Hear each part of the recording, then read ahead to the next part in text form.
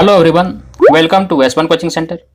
आज के वीडियो में हम लोग एक बार फिर से बायोलॉजी की क्लास में एक नए चैप्टर को शुरू करने वाले हैं, जिसमें आज की वीडियो में हम लोग उत्सर्जन तंत्र, इसको एक्सक्रीटरी सिस्टम बोलते हैं, इसी के बारे में हम लोग आज के वीडियो में क्या करेंगे, जानेंगे।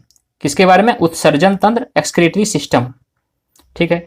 और बाकी टॉपिक का वीडियो जिसने नहीं देखा है बायोलॉजी का, वो ऊपर आई बटन या फिर चैनल के प्लेलिस्ट में जाकर के देख सकते हैं।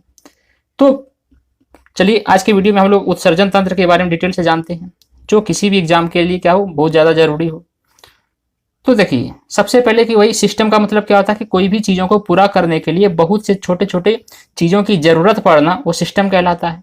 तो एक्सक्रीटरी का मतलब होता है उत्सर्जन, और उत्सर्जन का मतलब होता है कि किसी चीज़ों को किसी से बाहर करना। ठीक है, किसी को किसी से बाहर करना, किसी को किसी समूह से, किसी को कहीं से भी बाहर करना ही क्या कहलाता है? एक्सक्रीटरी, उत्सर्जन कहलाता है। तो भाई किसी को बाहर करने के लिए जिस जिस अंगों की जरूरत पड़ता है, उसी को हम लोग क्या कहते हैं? उत्सर्जन तंत्र कहते हैं।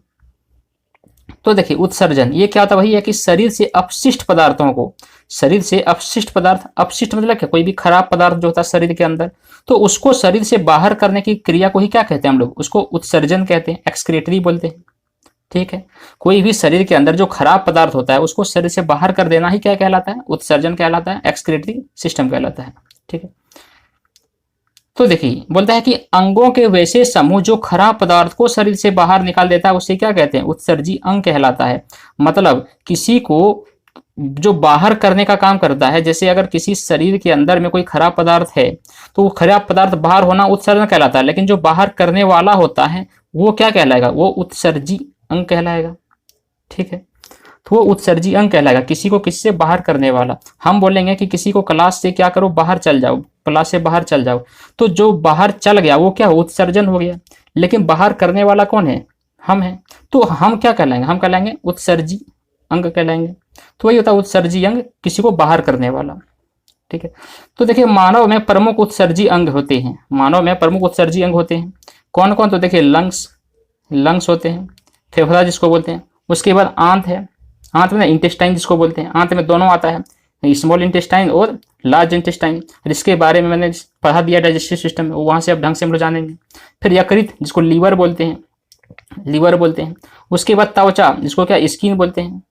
उसके बाद वृक्क जिसके हम किडनी बोलते हैं। तो ये सब होता है क्या? मानव में उत्सर्जी अंग होते हैं। मुख्य रूप से कितने? 5 थे। जो आज की वीडियो में इसमें इस टॉपिक में हम लोग क्या करेंगे, मुख्य रूप से जो है वृक्क, किडनी के बारे में फोकस करेंगे। ठीक है, और बाकी जो त्वचा वगैरह होता है इसके बारे में हम लोग क्या करेंगे, अलग टॉपिक में पढ़ेंगे। यकृत के बारे में तो बता दिए हैं, और आंत इंटेस्टाइन के बारे में भी हो चुका है, और लंग्स के बारे में भी हो चुका है, रिस्पिरेटरी सिस्टम में। तो देखिए हल्का फुल्का हम लोग जान लेते हैं कि जो फेफड़ा होता है ये क्या करता है? या CO2 तथा वाष्पशील पदार्थों को क्या करता है? उत्सर्जित करता है, बाहर करता है। फेफड़ा, लंग्स क्या करता है?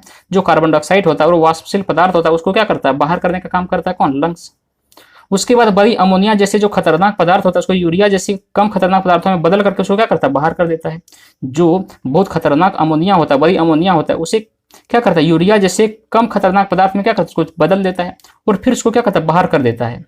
ये भी काम कौन करता है? ये आंत इंटेस्टाइन करता है, और यकृत भी वही करता है सब में। फिर से त्वचा, त्वचा का क्या काम है? त्वचा का काम है कि जैसे पसीना हो गया, सीबम हो गया, नमक वगैरह हो गया, तो ये सब बाहर करने का काम कौन करता है? ये त्वचा करता है। सीबम क्या होता है? तो नाक के ऊपर भाग देखना चिपचिपा से लगा रहता है, तो वही क्या कहलाता है? सीबम कहलाता है। ठीक है, और नमक भी बाहर होता है। कभी पसीना अगर निकले तो उसको देखिएगा चाट करके, तो वो भी क्या होगा था? नमकीन लगेगा, तो वो भी बाहर होता है। किसके थ्रू? त्वचा के थ्रू। चलिए उसके बाद देखते हैं हम लोग किडनी। इस टॉपिक में स्पेशल हम लोग फोकस किस पे करेंगे? किडनी पर। तो किडनी जिसको वृक्क बोलते हैं, तो यह सबसे प्रमुख उत्सर्जन अंग है। जो यह है सबसे प्रमुख उत्सर्जन अंग है कौन? शरीर में वृक्क, किडनी। इसकी संख्या 2 होता है। किडनी की संख्या जो होता है वो 2 होता है। जिसका आकार जो होता है वो क्या होता है? सेम। सेम अगर खाए होंगे तो उसका बीज जो देखिएगा वो सेम के बीज के आकार का होता है। ये कौन? किडनी, वृक्क। प्रत्येक वृक्क का जो भार होता है वो लगभग कितना होता है? वो 140 ग्राम होता है। प्रत्येक वृक्क, किडनी का जो भार होता है, जो वेट होता है वो कितना होता है? 140 ग्राम होता है। ठीक है, ये है एक एवरेज इंसान का वजन। कोई मोटा अगर आदमी हो जाए तो उसका तो हल्का सा कुछ बड़ा हो जाएगा। तो एवरेज इंसान में जो होता है वो कितना? 140 ग्राम भार होता है किसका? किडनी का, वृक्क का। फिर देखिए कि जो किडनी होता है, किडनी पेरिटोनियम नामक झिल्ली में बंद रहता है। ये देखिए यहाँ पे किडनी, 2 है किडनी। ठीक है। ये दोनों का जो झिल्ली हिस्सा को ढका हुआ रहता है वो किसके द्वारा ढका रहता है, तो पेरिटोनियम नामक झिल्ली, इसमें जो पाया जाता है झिल्ली मेम्ब्रेन पाया जाता है उसका नाम है पेरिटोनियम नामक मेम्ब्रेन, उसी से में क्या होता है वो बंद रहता है। दाहिना किडनी जो होता है वो यकृत के दबाव के कारण क्या होता है नीचे दब जाता है। दाहिना किडनी जो होता है ये वाला वो क्या होता है कि यकृत जो होता है उसके दबाव के कारण क्या होता है नीचे थोड़ा सा दबा हुआ रहता है। ठीक, यहाँ पे फिगर में आप देख सकते हैं, जैसे देखिए ये क्या है, एक किडनी वृक्क है, तो यहाँ पे देखिए दो ठो है किडनी, ये है राइट किडनी और ये है लेफ्ट किडनी। उसके बाद ये इसको क्या बोलते हैं यूरेट्रा, जिसको क्या होता है ये ब्लेडर, ये इसको क्या मूत्राशय बोलते हैं, ये क्या मूत्र मार्ग जिसको बोलते हैं, जिसके थ्रू क्या होता है मूत्र निकलता है, मूत्र नली। फिर देखिए कि वृक्क के बाहरी भाग को ही कॉर्टेक्स, वृक्क का जो बाहरी भाग होता है उसको कॉर्टेक्स, जबकि आंतरिक भाग को मेडुला कहते हैं। वृक्क का जो बाहरी भाग होता है उसको क्या कहते हैं कॉर्टेक्स कहते हैं और आंतरिक भाग को मेडुला कहते हैं।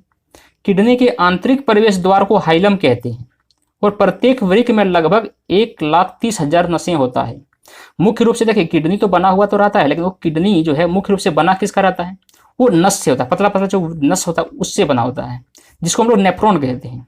ठीक है, उसको हम लोग क्या कहते हैं, उसको नेफ्रॉन बोलते हैं, जो पतला पतला चीजों से बना होता रहता है।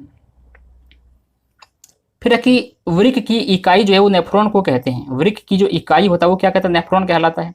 तो मतलब देखिए कोई भी चीज जो होता है बनता जब है तो उसको बनाने के लिए मुख्य रूप से जो यूनिट की मात्रा होता है वही क्या कहलाता है, उसका फुल मात्रा कहलाता है। जैसे वृक्क का जो मुख्य इकाई यूनिट है वो क्या है, नेफ्रॉन ही है तो उसमें बहुत से छोटे छोटे नस है, लेकिन मुख्य क्या है, तो मुख्य नेफ्रॉन उसी को बोलते हैं हम लोग। प्रत्येक नेफ्रॉन के मुंह पर एक कटोरी या प्लेटनुमा संरचना पाया जाता है। प्रत्येक नेफ्रॉन का मुंह पर जो होता है क्या होता है, एक कटोरी या प्लेटनुमा संरचना पाया जाता है, प्याले नुमा संरचना पाया जाता है, जिसे हम लोग क्या कहते हैं बेमिन संपुट कहते हैं, जिसको क्या बोलते हैं बेमिन संपुट बोलते हैं। नीचे फिगर में हम लोग ढंग से देख लेंगे इसके बारे में।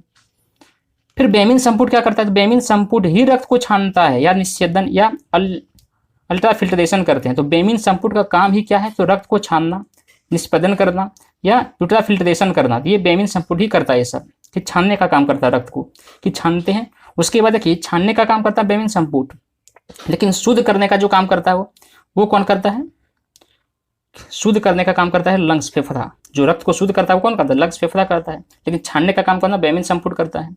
बेमिन संपुट पदार्थों को पुनः अवशोषण भी करता है, ये फिर से अवशोषित करता है कौन, बेमिन संपुट। उसके बाद देखा कि वृक्क में रक्त को जाना जाता है, इस क्रिया को ही अपवहन कहते हैं। वृक्क में रक्त को जाना, मगर वृक्क है उसमें जो रक्त जाता है इस क्रिया को हम लोग क्या कहते हैं, अपवहन कहते हैं, डायलिसिस कहते हैं। अपवहन की क्रिया जो है वो प्रासरण विधि, जिसको ऑस्मोसिस मेथड बोलते हैं, और अपवहन जो डायलिसिस की प्रक्रिया होता है उसको क्या बोलते हैं हम लोग, ऑस्मोसिस मेथड बोलते हैं। ये देखिए किडनी का आंतरिक भाग है, ये वाला जो है, ये वाला बाहरी भाग, इसको हम लोग मेडुला बोलते हैं। सॉरी, अंदर वाला भाग जो है मेडुला, देखिए अंदर मिडिल का भाग क्या, मिडिल का भाग मेडुला याद रख सकते हैं तरीके से। बाहरी भाग जो है ये कॉर्टेक्स कहलाता है, अरे जो प्रवेश द्वार होता है उसको हम लोग हाइलम बोलते हैं, हाइलम। और ये है बेमिन संपुट, इसी के थ्रू क्या होता है, इसका बेमिन संपुट को छानने का काम करता है। और ये है पतला पतला क्या, नेफ्रॉन। ठीक, उसके बाद देखिए कि मूत्र या यूरिन का निर्माण जो है वो कहाँ बनता है, वो वृक्क किडनी में बनता है। जो मूत्र होता है या यूरिन जिसको बोलते हैं उसका निर्माण, उसका बनावट कहाँ होता है, वो तो वृक्क किडनी में बनता है। इसमें 95% जो होता है वो क्या होता है, जल होता है, और बाकी 2% जो होता है वो क्या होता है, यूरिया होता है, और बाकी जो % बच जाता है वो कोई भी अपशिष्ट पदार्थ होता है। ठीक, फिर है कि मूत्र का जो pH होता है वो लगभग कितना होता है, तो 4.8 से लेकर के 8.4 के बीच रहता है।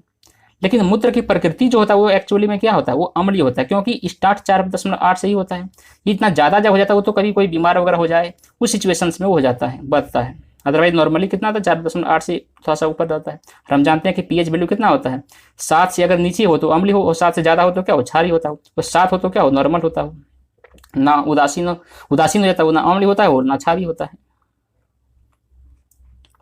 फिर देखिए कि मूत्र का जो पीला रंग होता है वो यूरोक्रोम के कारण होता है। मूत्र का जो पीला रंग होता है वो होता है यूरोक्रोम के कारण, जबकि जो मल होता है, जो लेट्रिन वगैरह होता है, उसका रंग पीला होता है वो किसके कारण, बिलिरुबिन के कारण।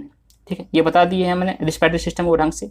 तो मल का पीला रंग होना बिलिरुबिन के कारण, और मूत्र का पीला रंग होना यूरोक्रोम के कारण होता है।